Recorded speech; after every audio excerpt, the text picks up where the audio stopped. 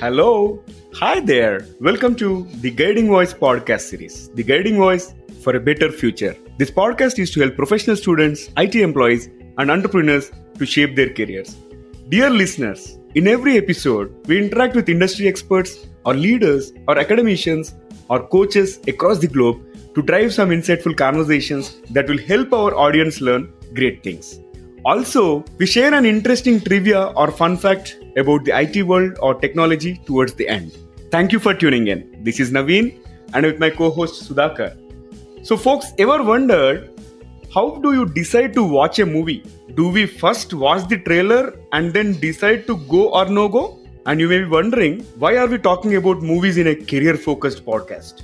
But here is the rationale. It is said by the industry experts that the very first question during the interview, which is, tell me about yourself, either makes or breaks the interview.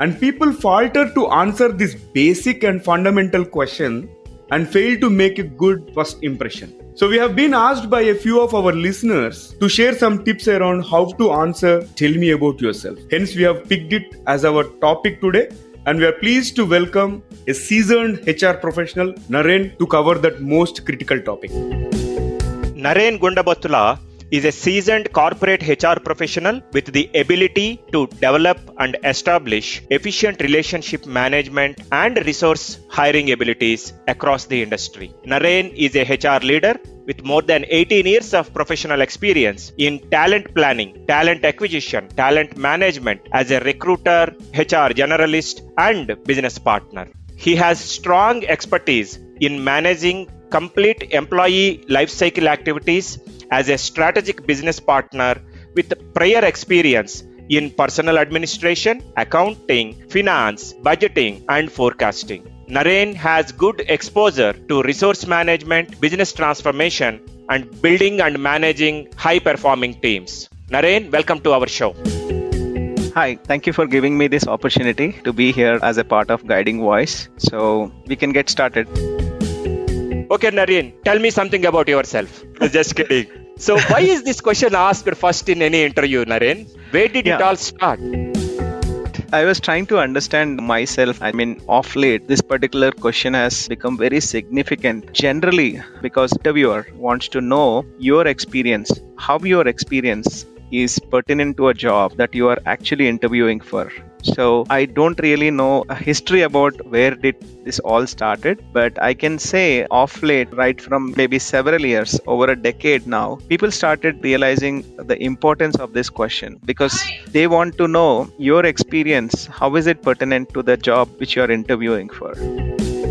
Great. And typically, Narane, what is expected out of this answer? You talked about the relevance and pertinence of the candidature with the job opportunity. Anything else that typically the interviewer is looking for? Mostly, I would say the interviewer will actually look for opportunities to know or explore about an individual, potential strengths of an individual, which is in relation to the job he or she is applying for. So, in my opinion, most of the cases, this question is seen as a very generic question with an objective to point out various other aspects which we will actually go further and learn more about. What are those key aspects one would really look for to know more about an individual during the process? Great. So Narane, can you share some good examples of how to answer this? Yeah, certainly. When the moment someone asks, tell me about yourself, most people think this question is to understand your individual areas or maybe your personal areas of focus. Rather, as a corporate HR professional or a leader myself, I would like to kind of help you understand this is not a personal question asked by an individual during an interview process. This is more about a professional question. So people mistake it by understanding it as a personal question posed by an interviewer during an interview process. Ideally speaking, we need to kind of start relating this question to the position you are applying for or the role you are applying for. How does it interest you, or what kind of quality you have as an individual which you can actually put it on the table for an interviewer to know why they should hire you for that particular role. Great. Now flipping the board, can we talk about what not to speak or what not to answer to this question? So as I said, generally the myth is people think this is a personal question. So in my opinion, when you try to answer this question, the major thing what we should not do or probably try to avoid during this question is providing some personal information such as your marital status, how many children you have, or maybe your interests like your political, religious, or maybe other hobbies. During answering this question, you need to avoid such personal side of things because people relate this question to the personal side of things when someone asks this question. So I think you need to avoid mentioning about your personal information, which could be anything. It could be your marital status, or maybe how many children you have, or maybe any views or afflictions you have pertaining to anything in your life. That is really helpful, Narane. Now we know what to avoid, your personal interests and affiliations. So keep them to yourself. Now let's talk about positive thing. How to ensure that we, the candidates who are appearing for an interview, make the first impression good. Yeah, so in order to make the first impression good, you need to focus on few things during the process. So when a question is posed to you as an individual, tell me about yourself. First thing to start with, you need to mention your past experiences and your successes. I mean, you have kind of achieved in relation to the position. Again, point to remember is you need to really know by reading the job description very well to ensure how it is relating to your past experiences and the kind of success you have achieved in a similar situation or a position which you have performed in the past. So you can simply start with maybe relating to a method called STAR method. You can actually start with an answer giving what was the situation, what was the task, what did you kind of probably achieve, or maybe what is the end result which you could actually show by relating to a situation where you have worked in a similar position, which is building over your past experiences. So I got 3 points from you. One is contextualization, meaning don't start with what all you have done. So contextualize so that you will be able to correlate to the current requirement. Second one is the connection to the ask versus what you have to offer. And the third thing, the STAR. What exactly are you trying to create by situation, task, action, and result? Because that gives the impression about your past experience that is more correlated and connected to the ongoing job interview or that job requirement that you as a candidate are supporting as a data point. That's really great, Narane. So in this context, one more thing someone needs to know is you should focus on your strengths and abilities as much as possible. So once you focus on your strengths and abilities, that you can support with examples. I mean, sometimes people miss out big time providing examples, focusing more on their strengths and abilities to perform a similar task or maybe a similar job. Again, correlating back to the job position which you are applying for. Some people miss on focusing on the strengths and abilities, but they try to give scenarios or situations only. I think going back to the STAR principle, you need to stick to that in such a way you not only just speak about the situation, task, or action results, but you need to kind of relate to the strengths and abilities you have actually exhibited by dealing with that particular situation or a task. So, Narane, what are the current common trending HR interview questions, both for college pass outs, fresh grads, or seasoned leaders? Yeah, so if you ask, there is a slight difference. I think of late, there is a myth that people will only ask about questions related to, I would say, performance as in like how brilliant your performance was, right? How were you able to kind of be more successful? I think of late I have seen a shift from success to failure. Now people have actually shifted from success to failure. The reason is people think, I think there is a concept in technology as well, right? If you want to fail, you fail fast so that you can innovate better. I think people want to know not only just success stories, but also failure stories today's world. I think I have seen, especially at a CEO level, I mean, someone has to go through an interview. They need to kind of first talk about some of their failures. What did they learn about those failures? If given an opportunity, if they ever come across that particular failure, how are they going to strategize things that they do not fail again in that scenario or situation? I think that helps, I would say, explore your resilience towards failure and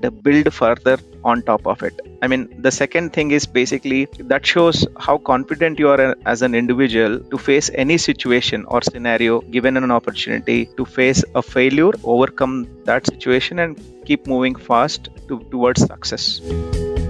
Excellent. I think this is a different dimension altogether, talking about failures. And these days, companies are also encouraging employees to celebrate the failures. And I came across an article on medium.com very recently, and it speaks about favorite failures. What is your favorite failure? Right? Because as you mentioned, failures are some stepping stones, right? And in the lean startup world, we have a concept called as fail faster rather than failing at a later stage. Because if you are able to fail fast, you are able to correct or do the course correction much faster, right? And that way you are validating your solution before spending huge amount of money or time and so on and so forth, right? So I think the conversation is going very serious so far, interviewing the HR about the HR interview questions and all. So let us try to add some spice by getting to know about personal side of Narane. Are you ready? Yeah, sure. So let me shoot a few rapid fire questions. And here comes the first bullet. What motivates you to get out of the bed in the morning, Narane? Offer declines.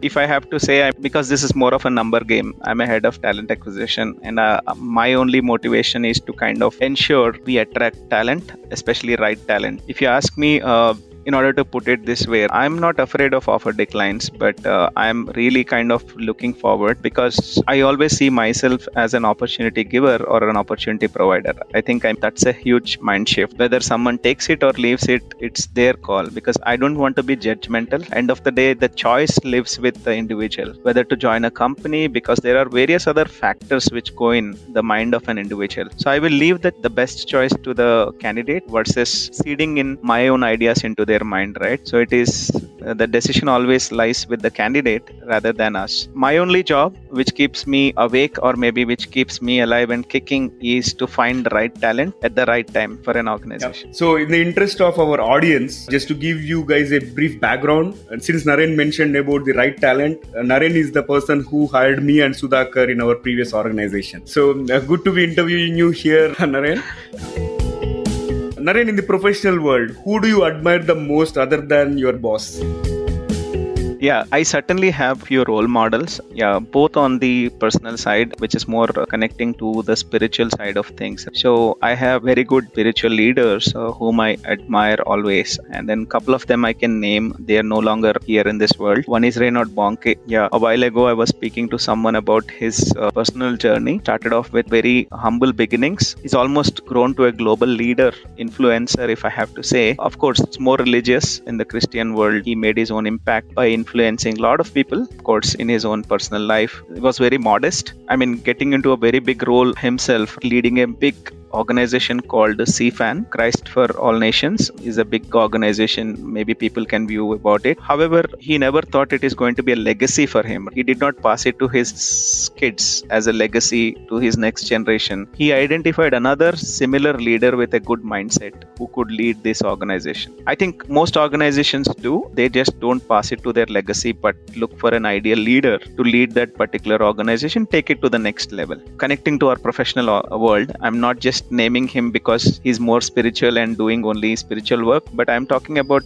how he transferred his responsibility to a new leader who doesn't come from the same lineage or from the same values or same family background, right? If I have to say. So that's how I think I see him as a great leader. Like most people in this particular area, they generally tend to pass on the lineage to the next generation, which puts him different from all others. He's one of my role model, and I think the passion at work he demonstrates always inspires me. The passion of building that particular organization, taking it to the next level. Second, his motive was to help one particular geography, the entire Africa continent, right? Is supported by his work, both from a spiritual side, and the other side is basically environmentally, social work he has done in that particular continent is commendable. I think that inspires me a lot. There are several examples which kind of like enabled him kind of service this particular continent and various other countries within the continent. You can research and learn more, but I will leave it here. Yeah. Sure, definitely, and great to know about that. Thanks for sharing, and we are going to do some research around great leadership characteristics that you mentioned. All right, now comes the third question. What is one characteristics that you believe every leader should possess and probably which you might look for when you are hiring for leadership positions? I think there are several characteristics, which we look for. Depends on what the organization needs. Yeah, I think again, correlating back to what is the current need of the organization. Like while we have several characteristics of a leader, which we look for hiring someone in a particular position. Today's world, we talk about integrity. We talk about, I would say, maybe servant leadership qualities. We talk about, I would say, leaders leading by example.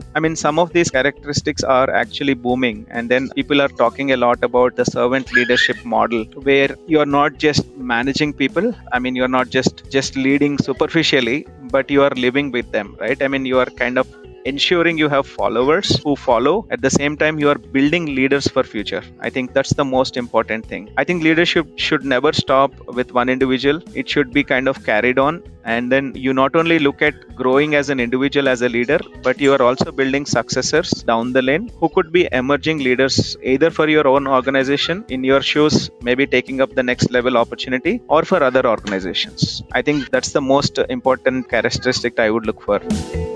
Yeah, people say, right, that leaders create leaders. That is the characteristic that you will be looking for in any leader or individual. Yes, great point. I would say.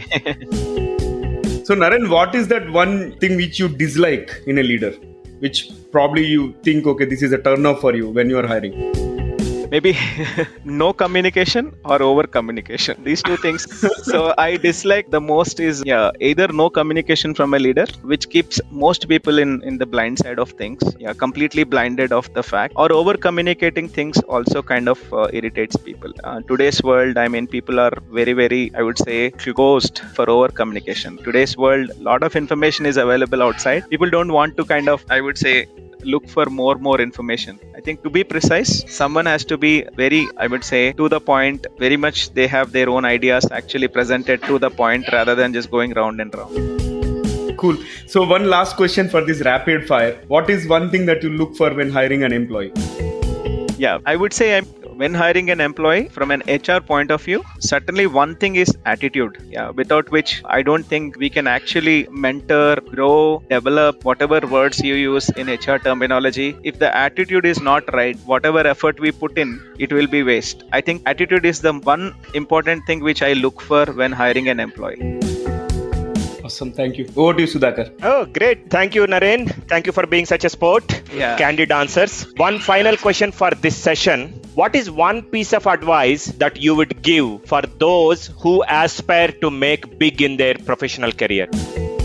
I think be yourself wherever you are. I think whatever you do it with your full heart. There is a statement or maybe a quote from Confucius. At the same time, we have heard from many other leaders. There is one leader called John Wright who also says, I think whatever you do, I think you do it with your full heart, and I think you will be successful. Don't be half-hearted. Even if it is trouble, even if it is a big problem you have, don't attempt to do it with a half heart. You have to do it with full heart. Only then you will be successful in everything, whatever you do in life.